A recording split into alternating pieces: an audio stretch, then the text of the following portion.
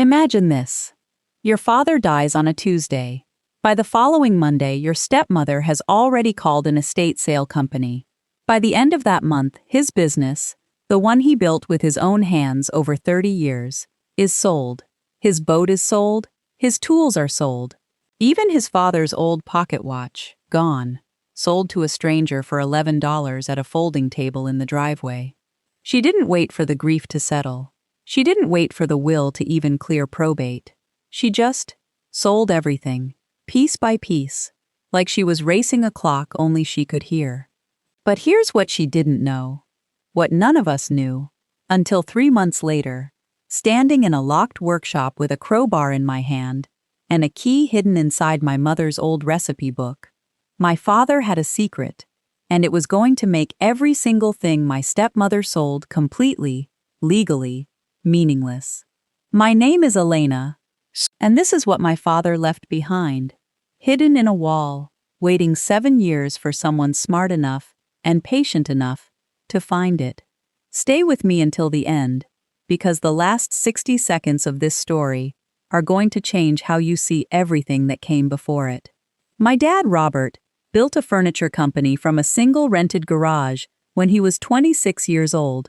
My mother, Anne, helped him start it. She did the books, answered the phones, drove the delivery truck when they couldn't afford to hire a driver. It was their company as much as his, even though only his name ended up on the paperwork, the way things often went back then. She died of ovarian cancer when I was 19. I watched my father fall apart in a way I didn't think a grown man could fall apart. For almost 6 years, he barely dated. He kept her reading glasses on the nightstand. He kept her handwriting on the whiteboard in the kitchen, a grocery list from the week she died, and never wiped it off. Then he met Vivian. I want to be honest with you, because this isn't a story about a wicked stepmother from a fairy tale. Vivian was charming, genuinely funny at dinner parties. She had this way of teasing my father that made him laugh. Really laugh. The kind of laugh I hadn't heard since before my mother got sick. For a while, I was grateful to her. I mean that sincerely. But there was always something underneath the charm that I couldn't quite name, from almost the very beginning. The way she'd ask, casually, over holiday dinners, what the company was worth these days, and then immediately laugh it off as a joke. The way she redecorated the house one room at a time over the first 2 years of the marriage, my mother's reading chair gone first, then the kitchen whiteboard wiped clean, then the wedding photos slowly migrated from the hallway to a box in the attic. Dad never seemed to notice, or if he did, he never said anything to me about it.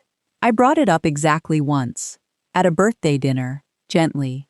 He just smiled and said, "She's not trying to erase your mother, Elena. She's just trying to make a home here too." I let it go. I wanted to believe him.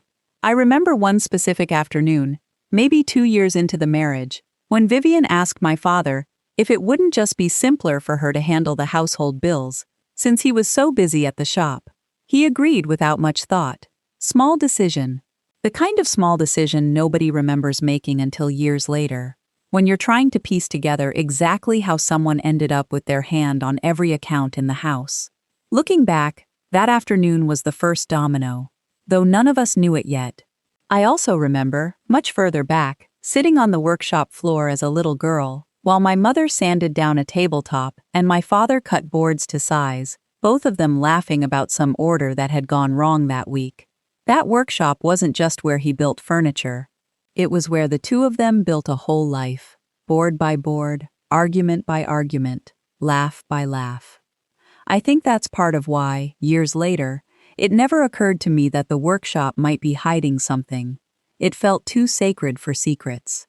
He died of a sudden heart attack 11 months ago, 61 years old, here on a Friday evening, watching a baseball game in his recliner, gone by Saturday morning before the paramedics could do anything. And Vivian didn't cry at the funeral the way I expected her to. She cried the way someone cries when they're performing grief for an audience. Loud, but strangely empty, checking her phone twice during the eulogy. I didn't think much of it then. I was too busy drowning in my own grief to notice I was already standing at the edge of something much bigger. Here's where the first crack appeared. 2 weeks after the funeral, we sat down for the initial will reading. Nothing shocking on the surface.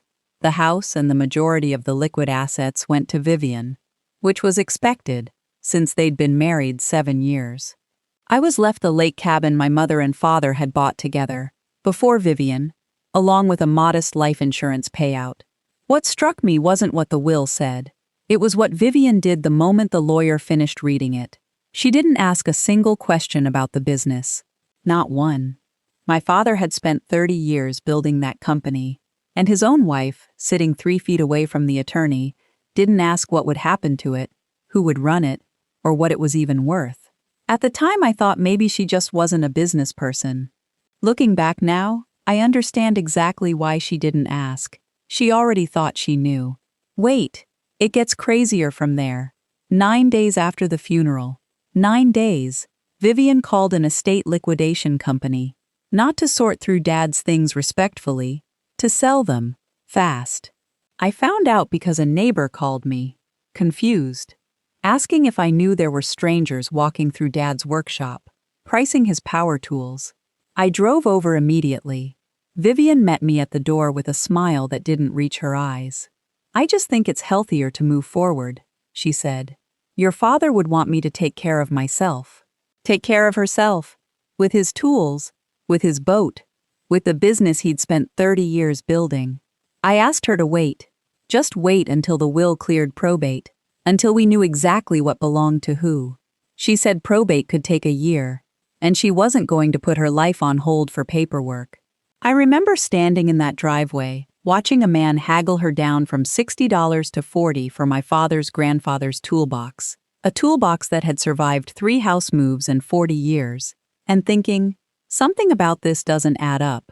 She's not just grieving badly. She's rushing toward something. That same week, I got a call from Marcus, the company's longtime bookkeeper, a man who'd worked for my father since before I was born. "Elena," he said, quiet and careful, "some numbers on the company's books don't match what I remember from a few years back. I don't want to say anything I can't prove, but you should know I asked to look at the newer financial records, and I was told they weren't available right now."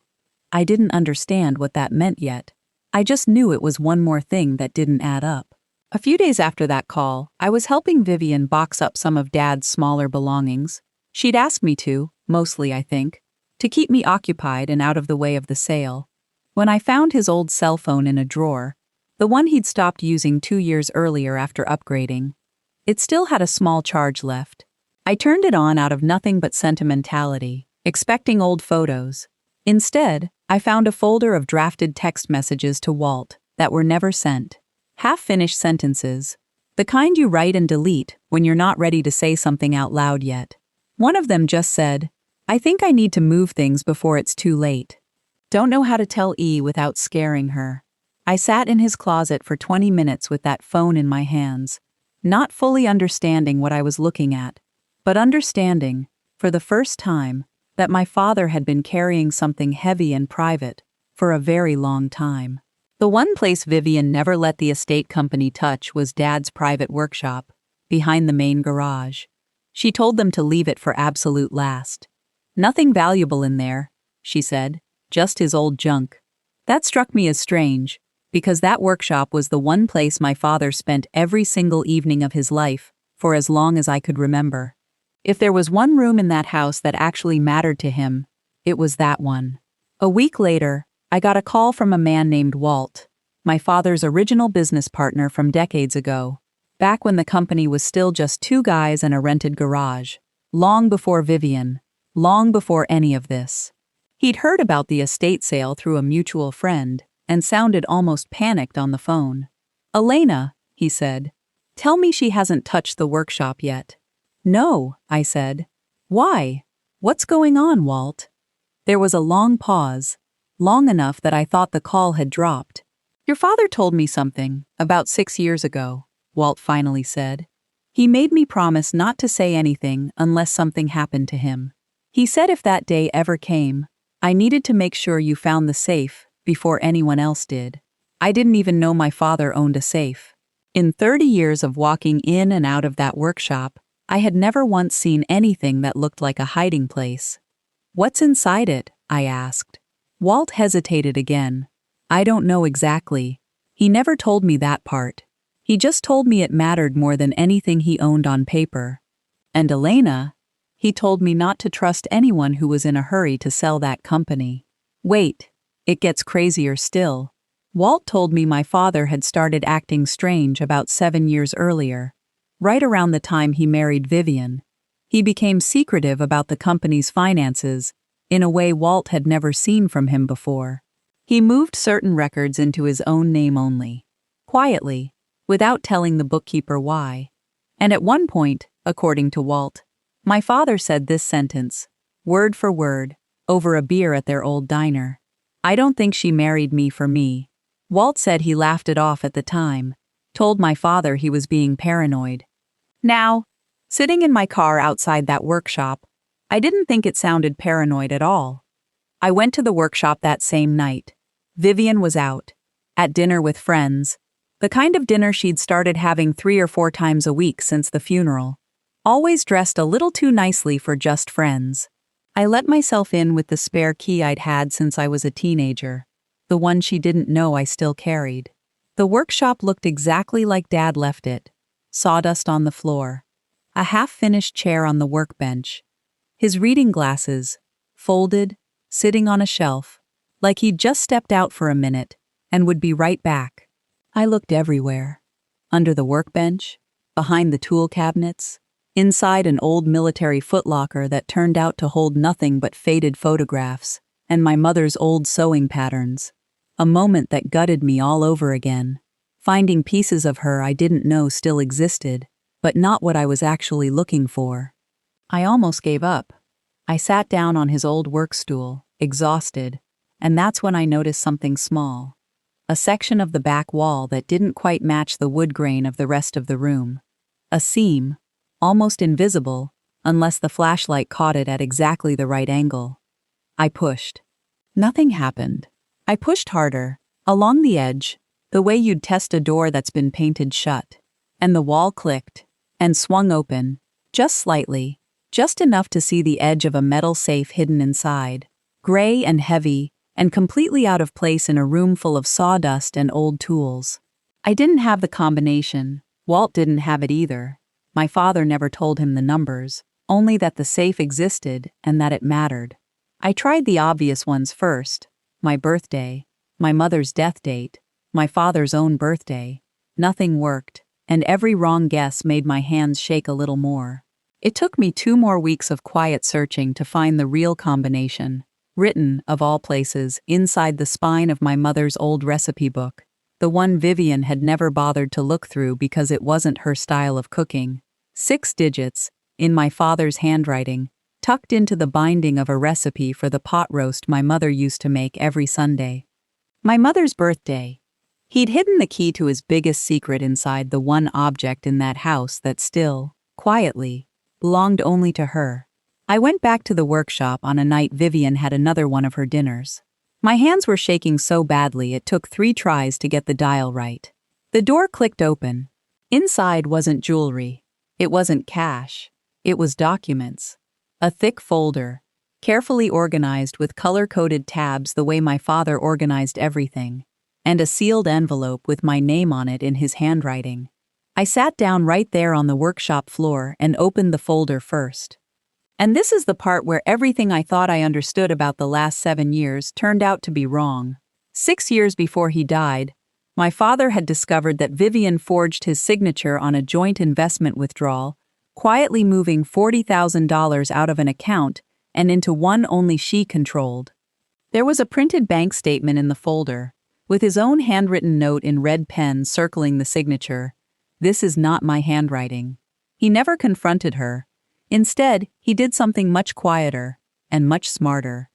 He met with a lawyer 3 towns away, somewhere he knew Vivian would never accidentally run into him, and he moved the actual company, the real one, the one my mother helped him build from a rented garage, into an irrevocable trust, with my children named as the only beneficiaries. Not me directly, which confused me at first, until I read the lawyer's letter explaining it. Naming my kids instead of me made the trust nearly impossible to contest through a spousal claim, since Vivian had no legal relationship to them at all. No matter what happened to him, no matter what she tried to claim through marriage, the real company could never legally belong to her. Then, and this is the part that still gives me chills every time I think about it, he created a second, smaller company. Same name on the door, same logo, same paperwork sitting in the filing cabinets Vivian had access to, the same login credentials Marcus the bookkeeper used every day. A convincing functioning decoy, worth a fraction of the real business, that he let run alongside the real one for 6 full years, right under everyone's nose. Vivian never noticed the difference. Why would she? She never once asked to see the actual financials. She just assumed everything with his name on it belonged to her eventually, and she wasn't wrong to assume that. She was just looking at the wrong company. Every single thing she sold in that estate sale, the business the liquidation company priced and packed up, the equipment, the client contracts, all of it was the decoy. The real company, worth considerably more, had been sitting safely in trust the entire time, completely untouched, completely out of her reach, generating quiet income that Marcus had apparently been forwarding to a trust account for years without fully understanding why. That's what he couldn't find when Vivian told him the newer financial records weren't available. He wasn't hiding anything from her. He genuinely didn't have access to the real ones. Only my father did. And now, only I did. The sealed envelope was a letter, just for me. I'm not going to read you every word of it. Some things are just mine. But I'll tell you what it said, in my own words. He told me he was sorry for not telling me sooner.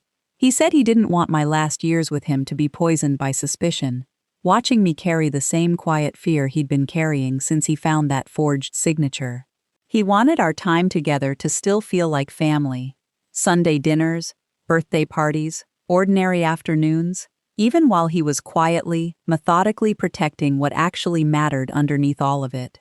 He wrote that he almost told me twice. Once at my birthday dinner, the same one where I'd asked him about Vivian redecorating the house.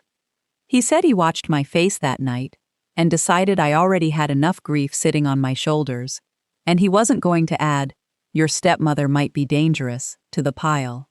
He said he built the decoy company not out of spite, but because he knew, eventually, someone would come looking to take what wasn't theirs, and he wanted that person to find exactly what they expected to find. Nothing more, nothing less.